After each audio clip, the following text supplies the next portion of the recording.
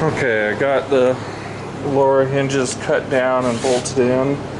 They don't have the backing piece on there, but I just wanted to see if they'd fit. And when I tighten them down, they push it ever so slightly apart, but we're still really close.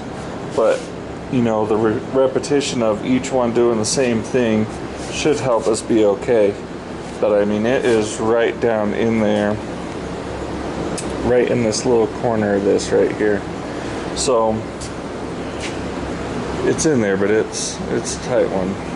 Anyways, tomorrow hopefully start mounting these doors up and see what's happening. All it takes is one job, oh yeah. All it takes is one job, and everything is gonna be okay.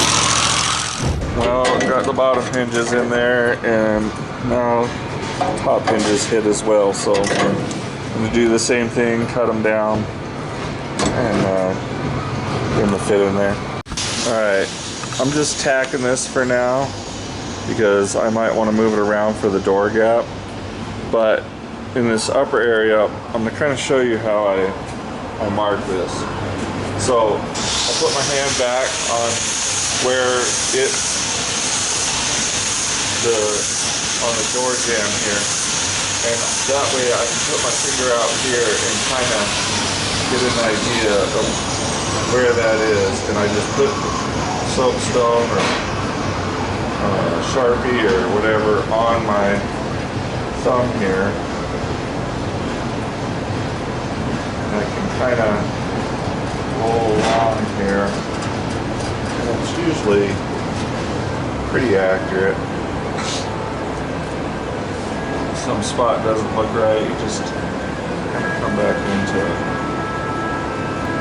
One thing I have going on here, I'll show you, is we have this crazy gap in here, you know, and I could suck this down on it, but what I'm worried about is how that's going to make this all look out here. So I think I'm just going to trim this, all this up here. This we're going to cut all the way out, so it doesn't really matter. But trim this to where it looks like it'll match up with that, and then I'm going to get the door on here before I mess with much of that. But we'll still have, you know, adequate space to mess with it and everything like that. Okay, I got 2 of the doors cut up and placed on the hinges. This is my last one, which is kind of a great point to be at.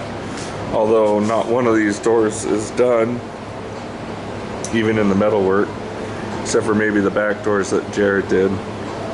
But I'm kind of showing you how I'm doing this.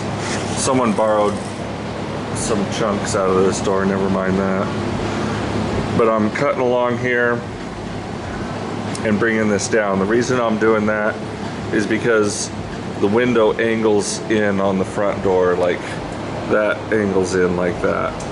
And I need it to be straight. So the track mechanism, the inside of the door, everything needs to be straight with the outside of the door. So this is being shrunk up. You can kind of see how it gets bigger towards the front. This is going to be shrunk up to the size of the back. And that makes it to where the hinge sits flat on here, this sits flat on here. And that's kind of the main guide on this. And then I give it a quick measurement here to make sure it's the same as each one I'm doing. And that's kind of how I've been going. I have some spot welds circled here. That's the window stop. You know, it has a stop there that needs to come out to let it drop down, but also if you're doing electric window conversion, which we will be, that needs to be out as well for that.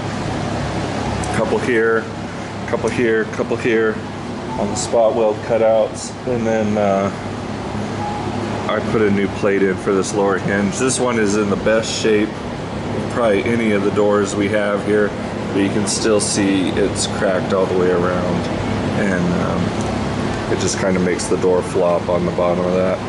So now it's time to get the doors to align down the side. They're kind of like Jules' teeth. They're kind of all over the place. But I think if we bring the second one in the front, that's going to help out a lot. I think the rest of it's just going to be minor details. But I need to adjust these to make sure that the jam is in the same place as the rest of them. The jam's lined up, so when we go to align the doors, there's still adjustment in or out from that point. So we kind of want to be in the middle there. I got these carriage bolts on here, and it bolts through that top hinge, and that's actually supporting these pretty well, especially since they're all bolted together now, and they actually, all of them open and close pretty nice. They all just click shut. It's really hard to get them though.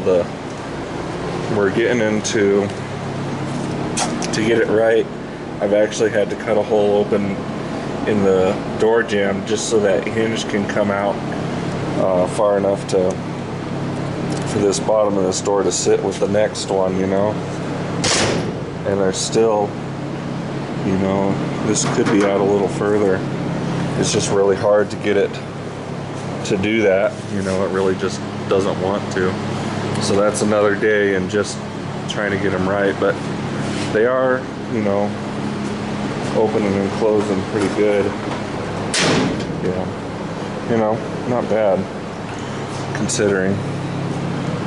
These doors are just junk. I know the rust belt guys are gonna give me shit, but the whole bottoms of the doors are rusted out on every one of them, and the bottom lower, you know, this much of the door on most of them just needs replaced. And then the front of these first two was just super crumpled, and the third door is dented up. So not great doors to start with, especially since we're doing so much modification to them and they still need just regular repair. It's just a lot of work. Might have been better to do new doors on it, but God, the aftermarket doors just suck, and we're cutting them up so much, you know, cutting them to make them skinnier and all that. Just a lot to do to a new door that, you know, a lot of it you're cutting away. But we'll get back on it tomorrow and we'll see how we do. All it takes is one job, oh yeah. All it takes is one job, and everything is gonna be okay.